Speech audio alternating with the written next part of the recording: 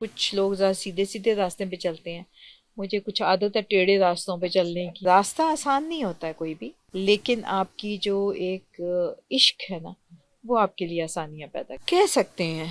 अब अगर मैं मुड़ के देखती हूँ तो मुझे नहीं समझ आती कि मैं इसके अलावा क्या होती। अच्छा। और मेरा ख्याल है मुझे अगर दोबारा भी मौका मिलेगा तो मैं इसी रास्ते पे ही चलूंगी। तो आप ये देखिए कि वो मुझे छठी सातवीं में ही अंदाज़ा मुझे भी और मेरे हस्बैंड को हो गया था, तो हमने आहिस्ता आहिस्ता उधर उनको इनकरेज किया। और जो हमारा एक जो कन्वर्सेशन रही थी वो ये कि जैसे मेरे वाले साहब ने मुझे कहा कि अभी मैट्रिक साइंस में करना है, और मेरी ज़िंदगी के बड़े खौफनाक साल थे वो, क्योंकि मैं नहीं थी उसमें। लेकिन बाद में जैसा मैंने कहा मेरी वो ज़िंदगी में बहुत काम आया वो। तो जब मैंने अपने बच्चों को ज़बरदस्ती मैट्रिक साइंसेज में कराया तो आई एक्सप्लेन्ड इट टू दैम। मैंने कहा देखो मैंने पढ़ा तो मुझे कहीं बैचलर्स में मास्टर्स में पता चला कि कितना ज़रूरी था। My father did not actually explain to me कि क्यों। लेकिन आपको वजाहत का मौका मिला। हमने वजाहत की, उनको कन्विंस किया, उन्हें समझाया। तो मुझे लगता है ये एक फ़र्क मुझे अपनी वालदैन की पेरेंटिंग और मेरी पेरेंटिंग में ये लगता है कि हमारी जो चैनल ऑफ कम्युनिकेशन जी है वो शायद अब ज़्यादा बिल्कुल ठीक। ज़्यादा माँ बाप अहम है। फ्रेंडली हो गए। फ्रेंडली तो हुए, फ्रेंडली होना बड़ी अच्छी बात है, लेकिन उसके बावजूद एक ख़ास लाइन मैंने हमेशा कभी किसी को क्रॉस नहीं करने दी है, और वो लाइन है अदब की, एहतराम की और मैनरिज्म की। ये बहुत जरूरी भी है। जी, ये मतलब बहुत मेरे जरूरी। बच्चे हम बहुत बहुत क्लोज हैं, अब तो खैर बहुत जोक्स भी सब बड़े हो गए हैं माशाल्लाह। तो ये नहीं कि मेरा कोई बच्चा कहे ओ यार मामा, नहीं, ऐसे आई नेवर अलाउ दैट। ठीक। और उनको ये भी पता होता था कि मेहमानों के सामने अगर उन्होंने कोई काम कर दिया है तो मैं सिर्फ देखती थी। उन्हें पता होता था कि इनके जाने के बाद जो है ना अम्मा ने फिर हाल चाल पूछ लेना है। सो वो मैंने हमेशा मेंटेन किया, बट अदरवाइज एक बात मैं ज़रूर अपने बच्चों से हमेशा कहती थी कि बाहर तुम बड़े से बड़ा हादसा हो जाए, मसला हो जाए, सबसे पहले तुमने मुझे आके बस ठीक। बताना। बस हुई बड़ी बड़ी प्रॉब्लम्स होती थी, वो प्रॉब्लम्स आती थी उस वक्त तो मैं बड़ी उससे अच्छे से सॉर्ट आउट करके, तो जब वो मसला हल हो जाता था तो फिर मैं बिठा लेती थी कि हाँ जी हूँ ना यो मसला हुआ क्यों? हुआ क्यों। लेकिन उससे ठीक। पहले एक ये जो उनको, मेरा नहीं ख्याल कि हमारे किसी बच्चे को ये खौफ है कि मैंने अम्मा को या अब्बा को बताया तो क्या ठीक। होगा, क्योंकि वो ये उस वक्त बहुत बहुत हाँ जरूरी डॉक्टर साहब है, इसलिए कि फिर गलतियां हाथ बच्चे से छुपाते भी हैं। छुपाते छुपाते हैं, हैं और दूरी। गलतियां हाथ से बिल्कुल। सबसे होते बिल्कुल हैं। ऐसी। और मुझे याद है मेरी बड़ी बेटी ने गाड़ी मार दी, ड्राइविंग शुरू की थी सही। नई नई, बड़ी नर्वस। उसने फोन किया, मेरे हस्बैंड अमेरिका होते थे तो बाबा मेरे से गाड़ी लग गई, तो आगे से अब्बा जान ने कहा अरे मुबारक हो तुम तो अब क्वालिफाइड ड्राइवर बन गई। ठीक। तो वो जो एक मोमेंट था हाँ बिल्कुल। उसने उसको फिर सारी जिंदगी के लिए गाड़ी की चाबी पकड़ा दी। बिल्कुल ऐसे ही। तो अगर डांट डपट की जाए तो खौफ बन जाता है। पहले नहीं, अच्छा। बाद में ये जो बाप और माँ का जो ताल्लुक है औलाद के साथ मुख्तलिफ नौइयत का होता है। बहुत और इसमें यकीनन माँ का किरदार बहुत ज़्यादा होता है, औलाद कंपैरेटिवली के करीब भी बिल्कुल। होती है। और फिर आपने जैसे बताया कि आपने बहुत अर्ली एज में समझ लिया कि बच्चों को किस फील्ड में जाना है, इनकी दिलचस्पी। हमारे यहाँ अमूमन ऐसा होता नहीं। जी, पेरेंट्स इससे उसकी क्या वजह है कि पेरेंट्स ऐसा क्यों मिस कर जाते हैं कि बच्चे का जब आप उसका रुझान देखते हैं या रुझान बनाने की जरूरत होती है, तो उसकी बुनियादी वजह है क्या वैसे? मेरा ख्याल है कि वो उनको नजर आ रहा होता है अपनी औलाद को, माँ बाप से बेहतर कोई नहीं जानता, ठीक। ये एक बिल्कुल हकीकत है, एक बिल्कुल। खास एज तक। बिल्कुल। उसके बाद बच्चा एक अपनी जिंदगी जी। बनाता है, तो उस वक्त आपके लिए बहुत जरूरी है कि उसको खामोशी से ऑब्जर्व करें, और उस ऑब्जर्वेशन में हर पेरेंट को पता चल जाता है। लेकिन फिर वो ये देखते हैं कि इनका जो शौक है उसकी मार्केट वैल्यू क्या है। ठीक। बाज़ औक़ात होता ये है कि बच्चे का शौक एक होता है लेकिन उनके ख्याल के मुताबिक उसकी मार्केट वैल्यू नहीं होती, तो वो फिर बच्चे को उसकी बिल्कुल ऑपोजिट ऑपोजिट डायरेक्शंस साइड में पे ले लेके जाते हैं। चले ठीक। जाते हैं।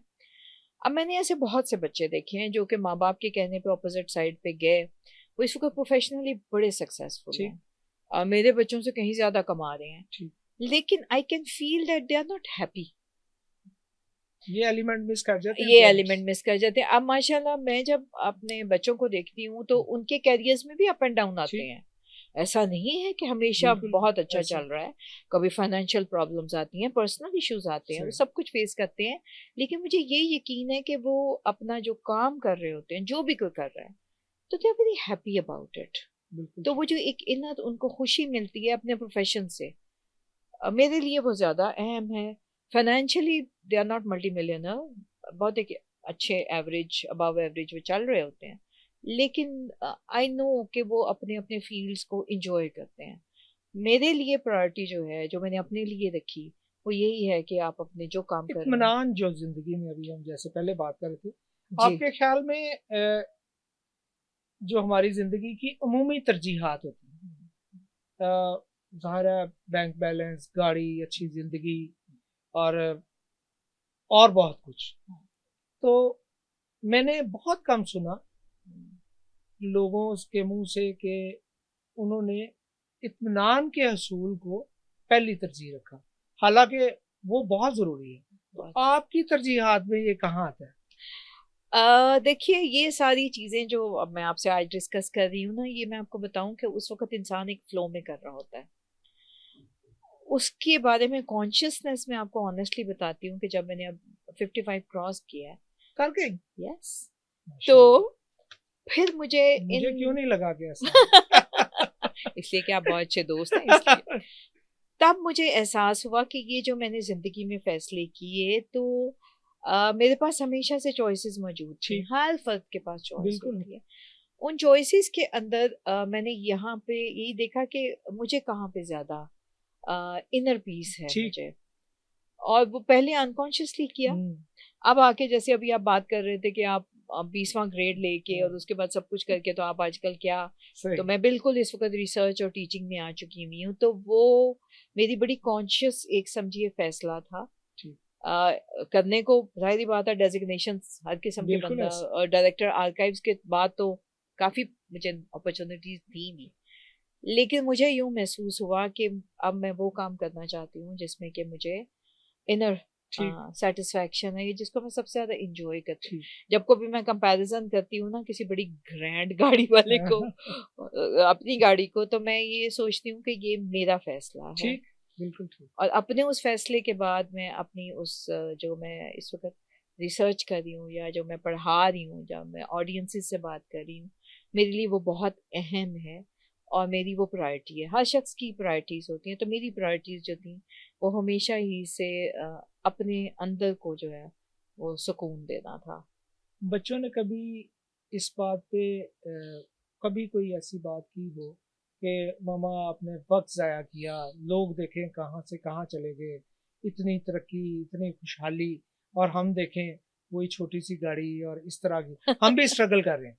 मतलब वो जो दे आर जो स्ट्रगलिंग। हाँ, तो दे आर वो ज़ाहिर स्ट्रगलिंग। है, वो तो कुछ हाथों की लकीरों का कुछ बाकी मामलात होते हैं। तो बच्चों ने कभी इस पे कहा कि नेवर। आप ज्यादा कर सकते थे, नेवर। जबकि आप बहुत अच्छे ओहदों पे भी रही? बहुत अच्छे, और हाँ। उनमें मैं रह के बहुत कुछ कर सकती थी। जी, मैं उन्हीं के हवाले से बात कर। नेवर। आज तक अब आपने बात की है तो मुझे ख्याल आया है कि हमारे घर में ये ऐसी कभी कन्वर्सेशन हुई नहीं है।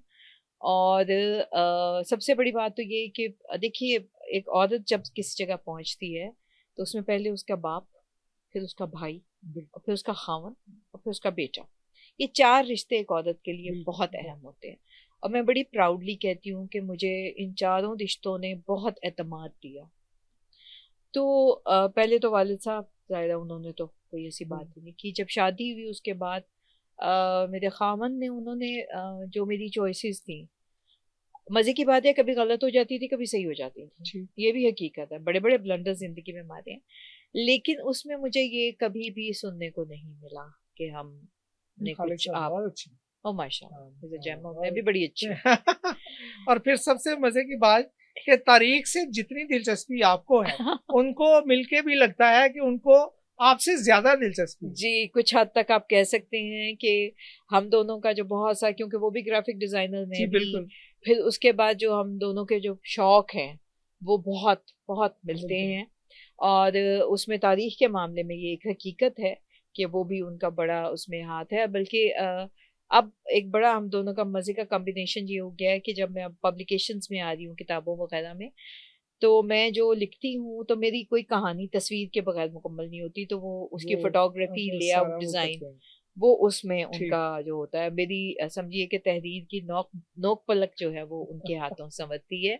तो हम इस तरह से ठीक। काम कर रहे हैं। बल्कि इंशाल्लाह अगर मैं नेक्स्ट टाइम आती हूँ आपके प्रोग्राम में, जरूर तो इंशाल्लाह। मेरी एक पब्लिकेशन लाहौर के हवाले से अच्छा, आ रही है, जबरदस्त। जो कि लोगों के लिए बड़ी एक मैं कहती हूँ ना, बहुत सी नई चीजें उसमें होंगी जबरदस्त। जी। अच्छा डॉक्टर साहब, आप अगर तारीख की ही बात शुरू हो गई जी तो तारीख के हवाले से अक्सर लोग हमारे यहाँ जी गैर यकीनी उनको लगता है कि यकीन नहीं होता कि हमें जो बताया जा रहा है वो सब दुरुस्त है, हम्म, झूठ है, और उसको जांचने का हर बंदे का अपना पैमाना है।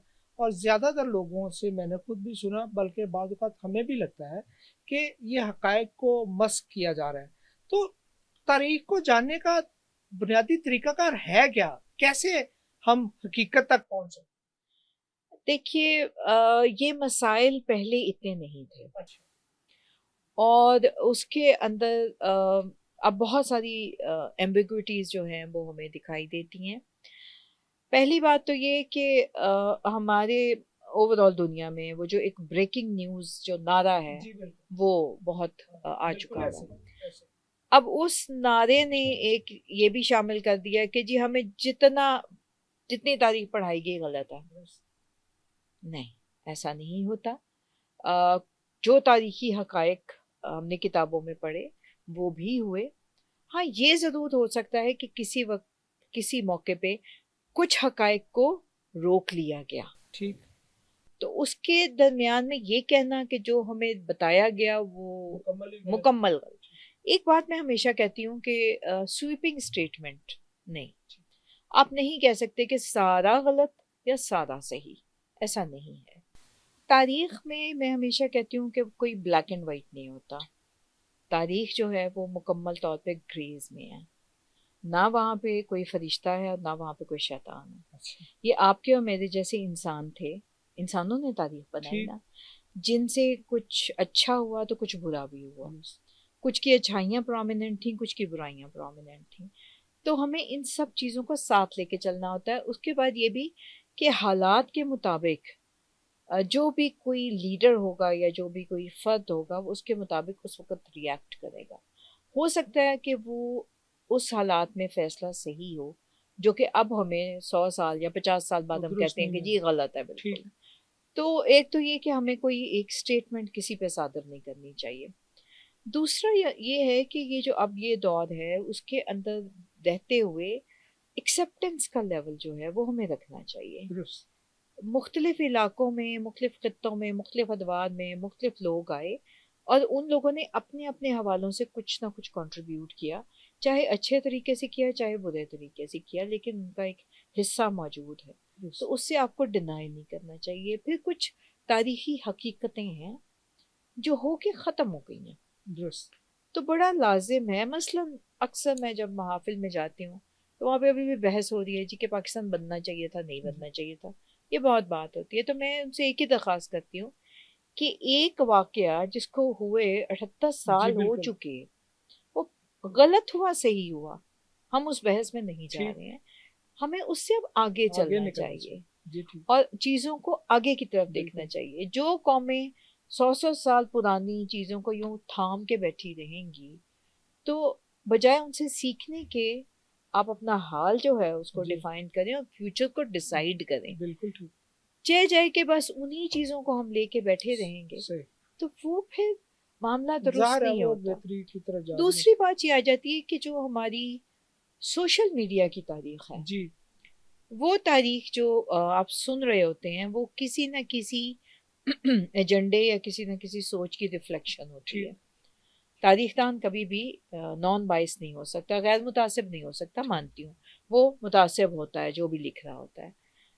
अगर आपको किसी चीज़ की क्यूरियोसिटी है किसी डायमेंशन की, तो आप उसके बारे में थोड़ी सी हिम्मत कीजिए, तो आपको उसका काउंटर नैरेटिव भी मिल जी, जाएगा। ठीक। जैसे चलिए मैं बड़ी आम सी बात करती हूँ कि जी मुगलों के बारे में कहा जाता है कि जी सारे लुफंगे, सारे आवारा, सारे अय्याशी में डूबे रहते थे। उसकी काउंटर हिस्ट्री भी है। ठीक। काउंटर हिस्ट्री हमें ये बताती है कि कुछ बहुत कॉम्पिटेंट थे और कुछ बहुत ही नालायक थे, और वो कॉम्बिनेशन दोनों का है। अच्छा, जो कॉम्पिटेंट थे उनमें भी खामियां थी और जो नालायक थे उनमें भी अच्छाइयां थी। जैसे चलिए बहादुर शाह जफर, जिसके बारे में सब जानते हाँ हैं। जी बिल्कुल। बहादुर शाह जफर की सियासी जो भी उनका कंट्रीब्यूशन है वो बहुत अच्छा बिल्कुल नहीं है, लेकिन जब हम उस दौर के शोरा इकराम को जी देखते हैं, बिल्कुल, अदब के हवाले से बिल्कुल ऐसे ही। तो कहने का मकसद ये है कि आप इंसानों को इंसानों की तरह देखिए, और तारीख में अगर कोई वाकया है तो माफ़ करने की आदत डालिए। लेकिन एक अहम बात ये भी मैं कहती चलूँ कि बहुत से हमारे यूट्यूबर्स, बहुत सारे हमारे ब्लॉगर्स व्लॉगर्स, वो सिर्फ और सिर्फ ऑडियंस लेने के चक्कर में हैं। जी। ऐसी ऐसी फजूल गुफ्तगू करते हैं, मैं बड़ा एक स्टार्क लफ्ज़ इस्तेमाल कर रही हूँ, कि इंसान हैरान रह जाता है, और उसका नतीजा ये निकलता है कि वो एक ऐसा मिसकॉन्सेप्ट हम क्रिएट कर देते हैं जो कि हमारी यंगस्टर्स जो हैं उनके लिए नक्श हो जाता है परमानेंट। इनको नहीं अंदाजा ये कितना बड़ा नुकसान कर रहे हैं, और सिर्फ इसलिए कि मैं कहती होती हूँ कि देखिए, मैं कायदे आज़म जिंदाबाद का नारा लगाऊंगी, कोई मुड़ के नहीं देखेगा। मैं कायदे आज़म मुर्दाबाद का नारा लगा दूंगी, सारी मेरी व्यूअरशिप जो है वो बढ़ जाएगी। लेकिन आपने क्या किया, आपने एक पर्सनालिटी को बिल्कुल डीफेम कर दिया बगैर जाने समझे, और लोगों ने उसको मान भी लिया। और जब वो उसको लेके, अभी मैं यंगस्टर्स को जब डील करती हूँ तो मुझे बहुत आता है कि वो इन्हीं बातों के की पैदाइश हैं और वो उन पे यकीन रखते हैं। वो इतने इससे आजिज आ चुके हुए हैं कि वो कहते हैं जी हमने इन चीज़ों को ना देखना है, ना पढ़ना है, ना सुनना है। ये हमारे पिछले 10-15 सालों में जो कुछ हुआ है, खुदारा ऐसा मत कीजिए। मसलन एक मिथ बहुत मशहूर है कि जी शाहजहां ने जब ताजमहल बनवाया तो उसने सारे आर्टिजन्स के हाथ कटवा दिए। अब आप ये देखिए कि शाहजहां का जब मैं दौर देखती हूँ तो उस दौर में शाहजहां इस किस्म के कई प्रोजेक्ट्स कर रहा था, और जिन आर्टिजन ने ताजमहल में काम किया, जो वहाँ खताती की या डिज़ाइन किए, वो बड़े सदियों के वो ट्रेंड थे। ठीक। तो अब वो क्या करेगा, ताजमहल के बाद सबको मरवा देगा और अगला जो मॉन्यूमेंट बनाना है उसके लिए फिर इंतजार करेगा कि वो उस लेवल के लोग, वो आगरा में काम कर रहे थे, वो लाहौर में काम कर रहे थे, वो दिल्ली में काम कर रहे थे, ये प्रोजेक्ट खत्म हुआ उधर चले गए, उधर चले गए। मतलब ये बेबुनियाद है, बिल्कुल बेबुनियाद है। इसकी हमें तारीख में कहीं कोई रिवायत नहीं मिलती, बल्कि ताजमहल में जिस किस्म का शानदार काम हुआ है उसी से मिलता जुलता आर्ट से, जो पियत्रा देओदा की एक हमारी टेक्निक होती है जो स्टोन इनले का काम है, वही तरह का काम हमें जहांगीर के मकबरे में भी मिलता है, हमें दिल्ली की भी इमारतों में मिलता है। तो मेजॉरिटी आर्टिजन जो थे वो एक से दूसरी जगह काम करते थे। एक और बात मैं यहाँ पे एक्सप्लेन करती चलूँ कि जी ये कहा जाता है कि जी इन्होंने किया क्या सवाई इमारत बनाने के, तो यही जहन में देखिएगा।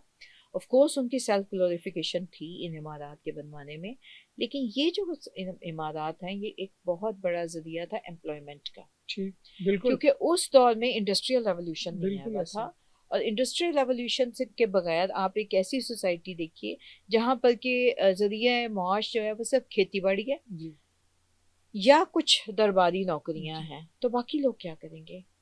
तो ऐसे बड़े बड़े प्रोजेक्ट्स, मसलन अगर ताजमहल को बनने में 12-14 साल लगे तो 12-14 साल तक उन लोगों को एम्प्लॉयमेंट मिलती रही। तो इन चीज़ों को इस एंगल से भी देखिए और इस तरह से थोड़ा स्टडी कीजिए। ये इंटरनेट पे सब कुछ मौजूद है, सुनी सुनाई बातों पे एतबार जो है मत कीजिए, थोड़ी सी खुद रिसर्च कर लीजिए तो आपको बहुत सारी हकाइक पता चल जाएंगी। जी डॉक्टर साहब, बिल्कुल इसी से जुड़ी हुई एक और बात है, लेकिन व्यूअर्स, डॉक्टर कमल खालिद साहिबा से गुफ्तगू का सिलसिला बड़ा ज़बरदस्त जा रहा है। इन्होंने अपने काम के हवाले से, अपने काम से मोहब्बत के हवाले से बड़ी ज़बरदस्त गुफ्तगू की। यहाँ पे हम इस प्रोग्राम को ख़त्म करेंगे और गुफ्तगू का सिलसिला जारी रहेगा। जो अगले प्रोग्राम में इससे ज़्यादा गुफ्तगू सुनने को मिलेगी, इससे ज़्यादा तारीख आपके सामने खुल के बयान की जाएगी। जुड़े रहिए मशरिक डिजिटल।